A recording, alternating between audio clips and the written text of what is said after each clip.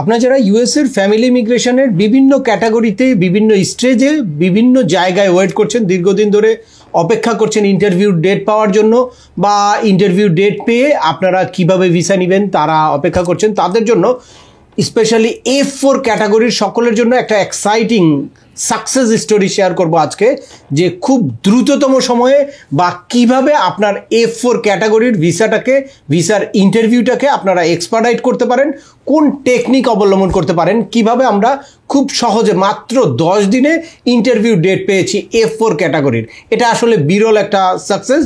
মানে F4 ক্যাটাগরিতে এক্সপার্টাইট আপনারা খুব কম শুনে থাকবেন। এর আগে আমরা F1, F2A, F2B, F3, IR1, CR1, IR5 এইসব ক্যাটাগরিতে ইউজ এক্সপার্টাইট রিকোয়েস্ট অ্যাকসেপ্ট হয়েছে, বাট F4 ক্যাটাগরিতে আসলে এক্সপার্টাইটের সাকসেস হিস্টোরি খুব কম।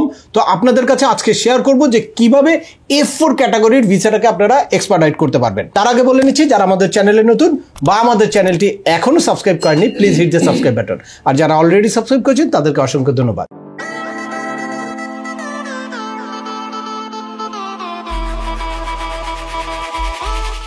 ওয়েলকাম ব্যাক, আপনাদের সাথে আছে আমি সেম আমিনুল বাহার। আমাদের এই চ্যানেলে ইউএসএর ভিজিট, পড়াশোনা, ওয়ার্ক পারমিট এবং মাইগ্রেশন সংক্রান্ত বেশ কিছু আপডেটেড ইনফরমেশন আছে। আপনারা যারা যেই টপিক্সে ইন্টারেস্টেড দয়া করে ওই রিলেটেড সকল ভিডিওগুলো দেখবেন। এরপর ছোটোখাটো প্রশ্ন থাকলে ভিডিওর নিচে কমেন্টস করবেন।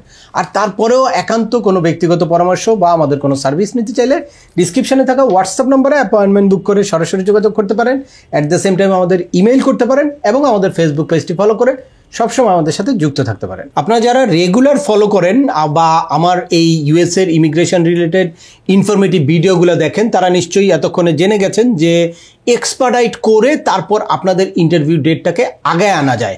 তবে এটা সব ক্যাটাগরির ক্ষেত্রেই এই সুযোগটা আছে, তবে এক্সপার্টাইট করারও একটা টাইম আছে। যখন আপনার মানে কেসটা কারেন্ট থাকবে, অর্থাৎ ফাইনাল অ্যাকশন ডেট কারেন্ট থাকবে, তখন আপনি গিয়ে কিন্তু এই এক্সপার্টাইট রিকোয়েস্টটা করতে পারবেন। আর এর বাইরে অবশ্যই আপনার কেসটা ডকুমেন্টারিলি কোয়ালিফাইড হতে হবে। দুইটার যদি কোনো একটা বাকি থাকে তাহলে কিন্তু আপনি এক্সপার্টাইট রিকোয়েস্ট করতে পারবেন না, যত সিরিয়াস ইস্যুই থাকে।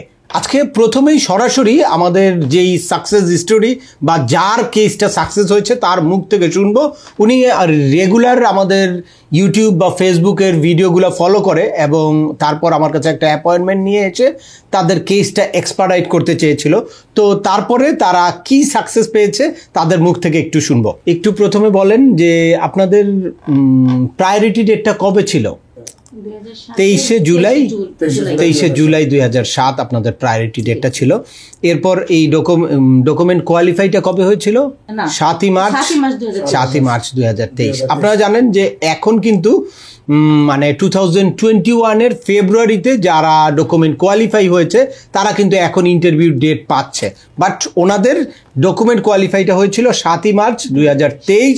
তারা কিন্তু অলরেডি ইন্টারভিউ ডেট পেয়ে গেছে এবং গতকালকে মানে মেডিকেলও করে এসেছে। তো কবে আপনাদের ওই এক্সপার্টাইট রিকোয়েস্টটা আমরা করেছিলাম মনে আছে? 27শে অক্টোবর। এরপর এনভিসি থেকে একটা লেটার ইস্যু করেছিল, তারা ওইটা রিসিভ করে 16ই নভেম্বর। এনভিসি 16ই নভেম্বর কেসটা আপনাদের অ্যাপ্রুভ করলো আর কি। সেই দিনই তারা রিসিভ করেছে এবং সেই দিনই অ্যাপ্রুভ করে দিয়েছে। এরপর ইউএস এমবাসি ঢাকা আপনাদেরকে ইন্টারভিউ নেওয়ার জন্য কত তারিখে বললো? 26শে নভেম্বর। দ্যাটস মিন মাত্র 10 দিনের মধ্যে আপনাদেরকে কিন্তু ইন্টারভিউ ডেট দিয়ে দিল। তো 26শে নভেম্বর ইন্টারভিউ ডেট নিতে বলার পরে এরপরে আমরা আবার আপনার ইন্টারভিউ ডেট নিতে গেলাম, গিয়ে 20শে জানুয়ারি আপনাদের ইন্টারভিউ ডেটটা পেয়েছি। কিন্তু মূলত 10 দিনের মধ্যেই আমাদের এইটা ফাইনাল হয়ে গেছে যে ইন্টারভিউ ডেটটা আমরা পাচ্ছি। হ্যাঁ, ইন্টারভিউ ডেটটা যে ইউএস এমবাসি ঢাকা এত ব্যাকলকের মধ্যে যে ইন্টারভিউ ডেটটা দিবে বা দিচ্ছে, এই জিনিসটা আমরা 10 দিনের মধ্যেই পেয়ে গেছি। এটা আসলে একটা বিরল সাকসেস। F4 ক্যাটাগরির কেউ মানে বিলিভই করতে পারে না যে এক্সপার্টাইট রিকোয়েস্ট করে তারপর F4 এর ভিসাটা আগায় আনা যায়। হয় না, এটা আমরা জানি, অনেক সময় হয়। তারপরও স্যার আপনার সাহায্যে সে আল্লাহর ইচ্ছায় আমাদের হয়ে গেছে। আমরা ভাবিনি এটা হবে। অনেকের ভিডিও দেখেছি, আপনার ভিডিওটা আমার কাছে খুব বিশ্বাসযোগ্যতা মনে হয়েছে। আপনার মানে কথাগুলো আমার কাছে খুব বিশ্বাস নির্ভরতা ছিল এটার প্রতি। তাই আমি মানে লাস্ট টাইম সবারটা দেখার পর থেকে কম্পেয়ার করে দেখলেন যে হ্যাঁ কম্পেয়ার করে দেখলাম এটা মানে আপনারটা আমার কাছে খুবই লাগলো আর কি। আচ্ছা, থ্যাংক ইউ। তো আসলে মানে দেশের যে বর্তমান পরিস্থিতি এবং মানে সরকার চেঞ্জ হওয়ার পরে আমাদের দেশের এবং আমেরিকাতেও নির্বাচন, এই ক্লান্তিলগ্ন অবস্থায় যে আমরা ডেট পাইছি, এই জন্য আমি অনেক খুশি। আসলে এই মুহূর্তে আসলে ডেট পাওয়ার কথা না, আমরা চিন্তা ভাবনা করি না যে আসলে এত দ্রুত এত তাড়াতাড়ি ডেটটা আসবে, সেই অবস্থাতে পাইছি আলহামদুলিল্লাহ। সবসময় স্যারের ভিডিও দেখি ইনশাল্লাহ। আমি এই দেখার পরে আমরা আমরা এই যে নতুন করে আমরা এক্সপায়ার ডেট আবেদন করে আমরা মোটামুটি এই যে ডেট পেয়ে গেলাম আল্লাহর তরফ থেকে ইনশাল্লাহ, স্যারের সহযোগিতায়। হ্যাঁ, দ্রুত ডেটটা পাইছি। কথা বলে ভালো লাগলো, আলহামদুলিল্লাহ, খুব ভালো লাগলো। তারপর থেকে আমরা কন্টিনিউ আপনার কাছে এই সব কিছু, আর আলহামদুলিল্লাহ আপনার মাধ্যমে আমরা অনেক তাড়াতাড়ি আগে গেছি আর কি। ঠিক আছে, ইনশাল্লাহ এর পরবর্তীতে ভিডিওগুলো একটু শেয়ার করে দিবেন যাদের এই ধরনের ইনফরমেশনের আসলে দরকার বা যারা রিয়েল ইনফরমেশন পেতে চায় তাদের কাছে একটু এই ইনফরমেশনগুলো শেয়ার করে দিবেন। এই হচ্ছে তাদের কাঙ্ক্ষিত ইন্টারভিউ লেটার। আপনারা জানেন যে F4 ক্যাটাগরির ইন্টারভিউ ডেট পাওয়া এখন কিন্তু সোনার হরিণ।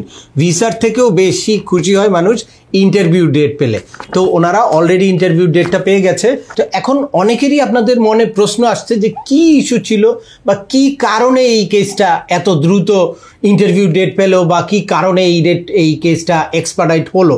তো এর মূল কারণটা ছিল এই যে বেনিফিশিয়ারি বা অ্যাপ্লিকেন্ট যে তার একটা মেয়ে খুব সিরিয়াসলি অসুস্থ ছিল, তাকে এই দেশে খুব সিরিয়াস সিক অবস্থায় তাকে ট্রিটমেন্ট করানো হচ্ছে।